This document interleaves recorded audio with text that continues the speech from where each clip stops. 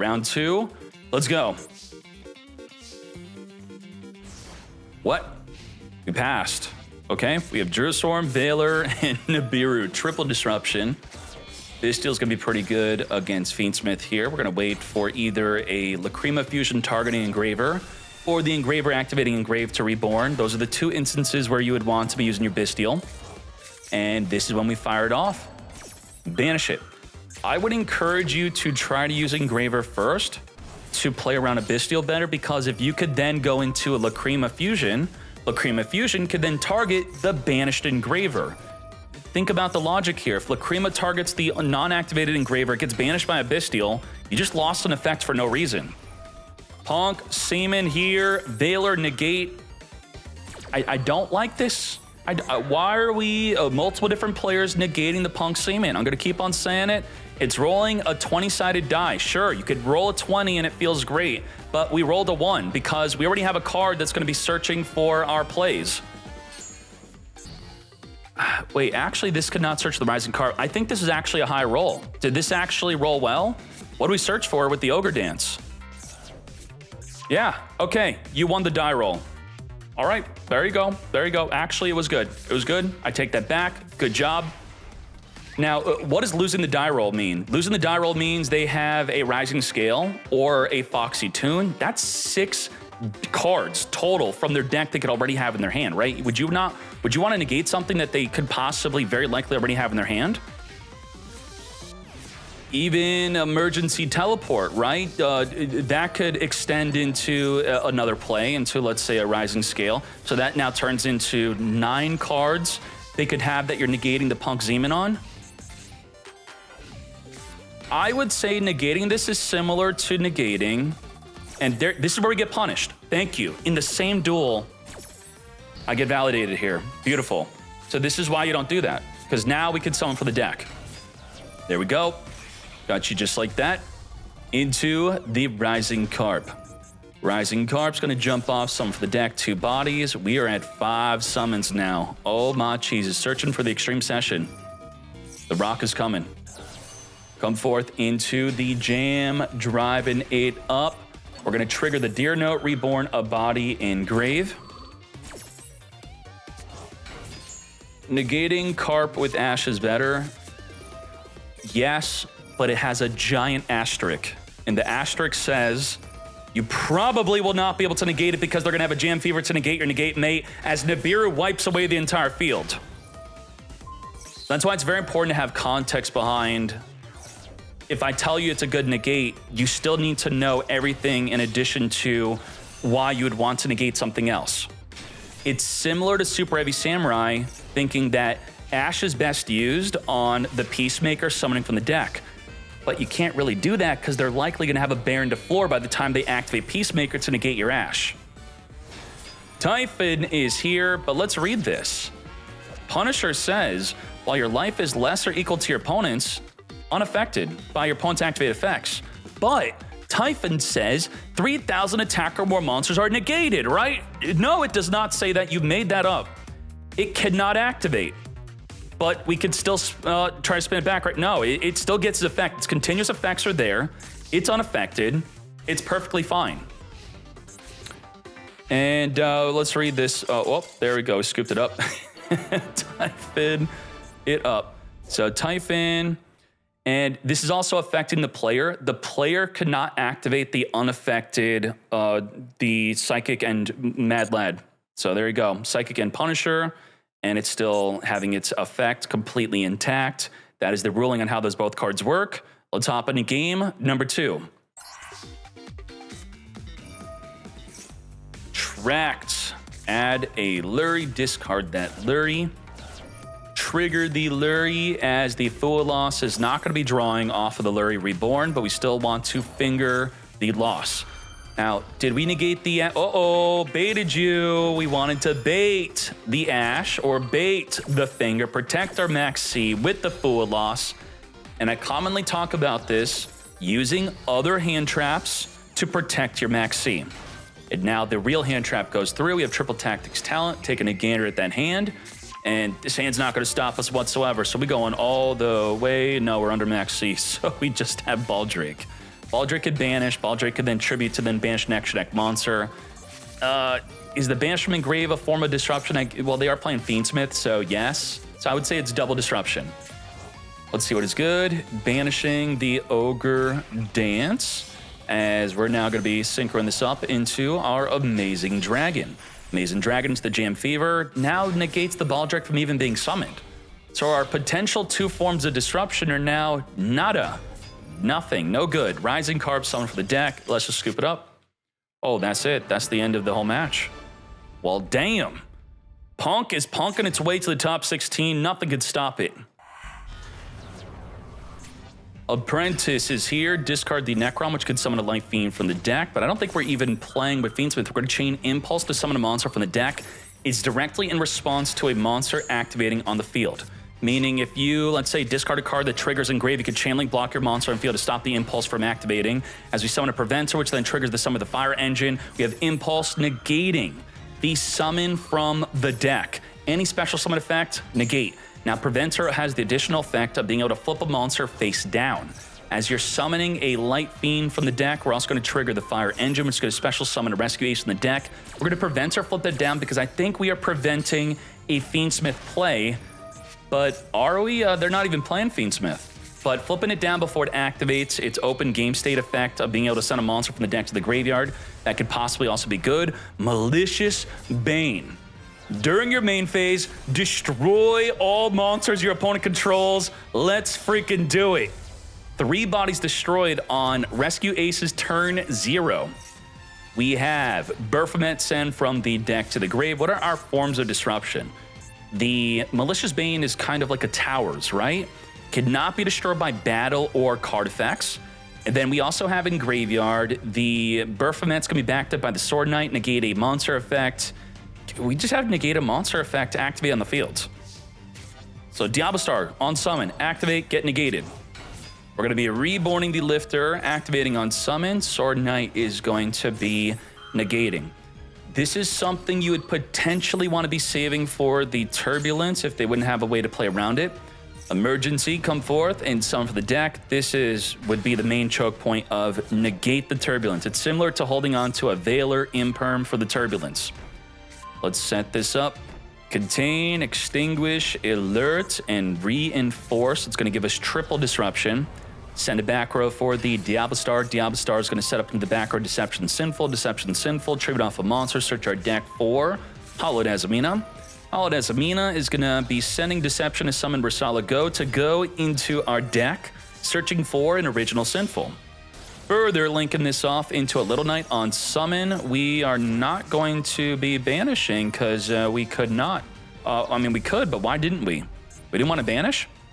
Okay, we didn't want to banish because the Codal. Codal states if you activate an effect that targets, it will then destroy the Little Knight.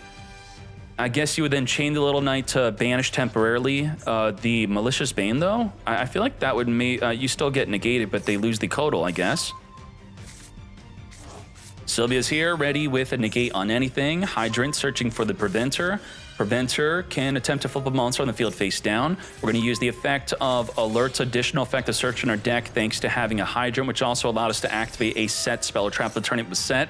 We have Promethean Princess reborn back in the field, our Turbulence. We're setting up Zealantis OTK. This is the way. Let's do it. Raging Phoenix. As we prevent our trigger, reborn a Banish Hydrant back in the field. As we now have the World Sea Dragon Zealantis with no way to stop it. Non-target banish the whole field. Reborn it all back onto the field. Sylvia's here, ready to potentially negate anything. As we're going to be setting your newly summoned bodies face down. Now, Malicious Bane could not have been summoned. We're going to trigger Promethean Princess, pop your newly set monster, be special summoned to our field. Trigger the Raging Phoenix. For a wham bam, thank you ma'am, very simple, over 12,000 damage. We have Baphomet attempting to reborn a banished monster. Sylvia very easily going to negate. As even without the Sylvia, we still have 11,000 damage on the field. Damn, the classic combo, the combo's already a classic now. Rescue Ace is a deck I like. I like it. I like any deck where I feel like I'm going to have a lot of interactions on the opponent's turn. Oh, the turn 0 plays there is another aspect that I like. That's pretty cool. Try K9 with Sidra. Do you mean Crystron or Cyber Dragon? Impulse chaining to the Apprentice. This looking similar to the other duel, but it is in fact a different one as the Ash Blossom will be negating the Impulse. Not being able to summon for the deck. We also had a Fire Engine, which would have comboed up with the Preventer from the first duel. Sword Knight Surge, that is our normal summon. We do have Ash Blossom to negate an effect to summon from the deck, which generally is always a good negate, unless the deck has something better to negate. Set Chimera Fusion, pass. Apprentice does have that weird battle effect. This card could not be destroyed by that battle, nor does the opposing monster get destroyed. We have another Impulse, swinging for 2k pass. We have a dead Dark Fusion, dead Chimera Fusion. Snake Eye Ash is here. This is the way. On the ad, we can trigger the Drone Lockbird in response to the Poplar.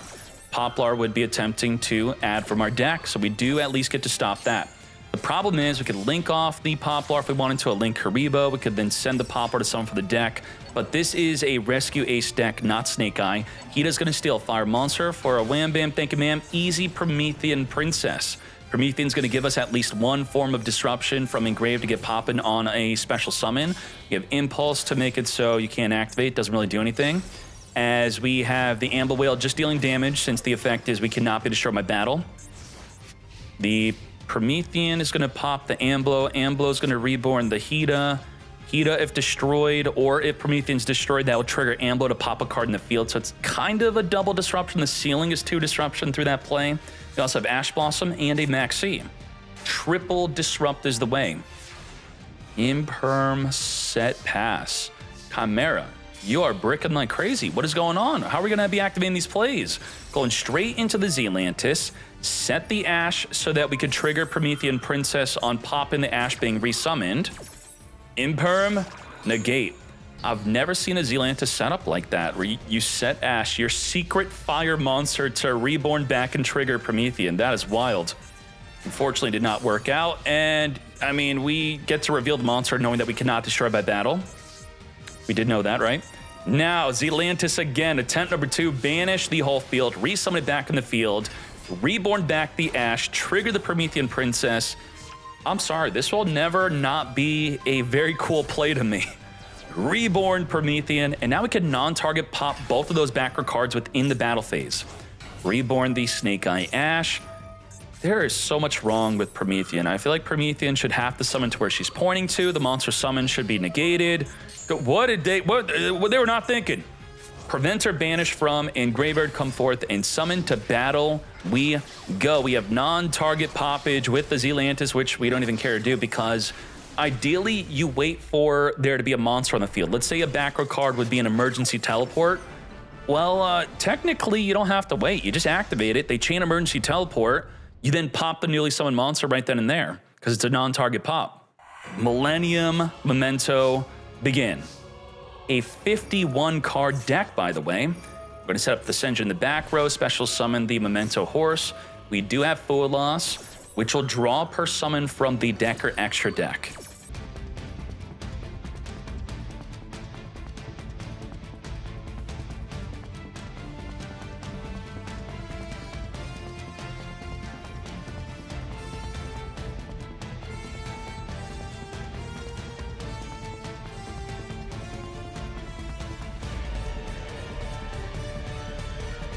We have the ability to pop multiple cards in the field with the Creation King. We can negate up to 4 times with the Apollo, but we already know the Ogre is going to stop that. We have Memento Fusion, which could be a form of disruption. We have the Mace, which could take control of a monster. We have the Creation. Can we turn this Bone Party into a form of disruption if we get the Twin Horn on the field? This is about 7 forms of disruption. Engraver, activate, Apollo, negate, Ogre, MST, negate, the negate mate. We lose 4 forms of disruption. We don't even negate the Engraver. And understand that Ogre can also be used against Desiree. Desiree will negate nothing if you chain Ogre to it. Now, the Desiree will get the secondary effect of sending a card in the field to the grave, which in this case, there was nothing on the field to even send. We're going to trigger the creation to summon Anguish to search for a Goblin. Goblin can make our monsters untargetable, which I guess is okay against an Engraver trying to send something from the field to the grave. Otherwise, it doesn't really do much. It could actually be good against Chaos Angel, also trying to banish away the combined creation. So this did not add to forms of disruption, but it does for protection. We are going to be equipping onto here just in case the Engraver sends it, even though it looks like they're not making that play. We're going to make ourselves untargetable here. Sequence. Sequence is not a trigger effect. We're going to take control of it, pop it. There's multiple different plays we could do. Our mace is going to get fingered. We're going to chain Memento Fusion, which if a Memento card was destroyed this turn, we can pull the mace out of the graveyard, dodge in the Call by the Grave. And if we did not destroy a Memento this turn, let's destroy a Memento on a higher chain link. It's like unstacking the plates. The higher plate will destroy, which will turn on the secondary benefit of the Memento Fusion, and only now can Memento Fusion now use the grave to dodge the finger. Got Twin Dragon here. Sure. Yoink that sequence. We still have the Creation King to target pop multiple cards in the field, back row monsters. What's worth noting is Displace has not even committed to a normal summon yet. We're gonna special summon the Sleepy, so we're ready to pop 4 cards on the field. Okay. We have Punk Seaman. We're allowing it to activate. That's fine. Allow it. We're gonna draw a card with the field spell. We're gonna be banished from the graveyard to come forth and summon. Now, this is an instance where maybe it was okay to pop early because it does additionally trigger the field spell. They got to draw a card plus search a card. You do want to take that into account. Summon for the deck, the Shirakusai. We're now going to Creation King. 4 cards for 4 cards. Wait, what does Rising Scale do? Is this a secret effect? I don't even know. She summons, and then she summons a monster from the deck. She has a 3rd effect.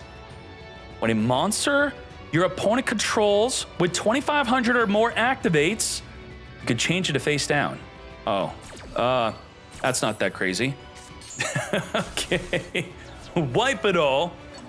Memento field spell, Sleepy trigger send from the deck to the grave, which could be a Gaddock if we had a Gaddock in deck to send. The Acheron will be triggerable if a Memento card gets destroyed. Nibiru on our own turn. You summoned 5 times on my turn. Okay. To battle we go, take out that token, as obviously we now know where this duel is going. The Memento is going to very easily be clapping up the rest of this game. Let's return 5, come forth and summon back in the field. Combined Creation. With Combined Creation, they're going to use the Lacrima to summon onto the field Requiem, then Requiem will summon Lacrima to then send the Fiendsmith in Paradise, which will send and not destroy a card in the field to the grave. We're going to be reborning the Engraver, come forth and summon Requiem. Requiem's going to summon from the deck another Engraver. Equip onto the Engraver, send a card from the field to the grave that is a monster. We're going to send it into the backer. We're at 2,000 life points. We're now going to be triggering the Fiendsmith in Paradise, send the Desiree, send a card in the field to the grave, say goodbye to the Combined Creation, further link this up into a Fiendsmith sequence, fuse to the graveyard into our Lacrima. Lacrima on summon, reborn from the grave, our Engraver, normal Gaddock, add back any Memento card engraved to our hand. To battle we go. As we have 1,200, 24, 550 to the face. They're not in the 1,200 lethal range yet, but by adding a Sleepy, where most quick effects are only activatable in the main phase, the Sleepy can activate it in the battle phase, trigger the Acheron Reborn, summon Sleepy, fuse up within that battle phase, and be able to attack. Nicely done. Lethal damage. And then we still had Lacrima burn for 1,200. What's important to note against Memento is the Acheron. The Acheron has the effect of when this card is special summoned, level 9 or higher Memento is going to attack directly, which is exactly 8,000 damage with the Creation King and the Combined Creations. Whatever wall of monsters you have, they're going to swing right on over for game.